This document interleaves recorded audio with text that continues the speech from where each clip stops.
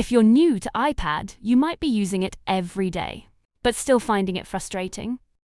In this video, I'll show you a few common iPad mistakes beginners make, and simple ways to fix them. Let's get started. A lot of beginners don't realize how much is hidden in the control center and how it can save you time. Having your most used features and controls stored here can make your iPad run smoother. It's worth having a look through the controls menu to see which features you will use most often.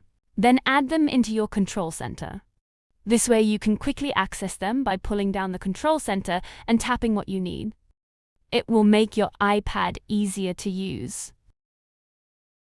If your home screen feels cluttered, it's not you, it's the layout.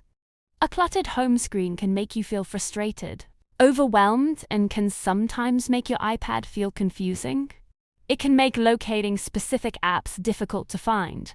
However, there is a simple fix for this.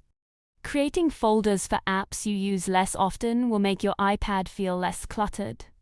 I also place the apps I use most on the first two home screens. Several default iPad settings can hinder productivity and user experience. Changing some of the default settings can help this. One settings I like to change is Auto Lock. In the Settings menu, tap Display and Brightness. Scroll down to Auto Lock and you can change the time as to how long you want your iPad to wait until it auto locks.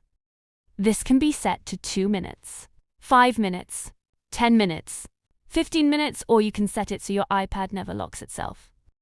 I prefer to set mine to either 5 or 10 minutes. If you're learning iPad step by step, I post simple videos like this each week. I will also be posting similar videos for iPhone soon.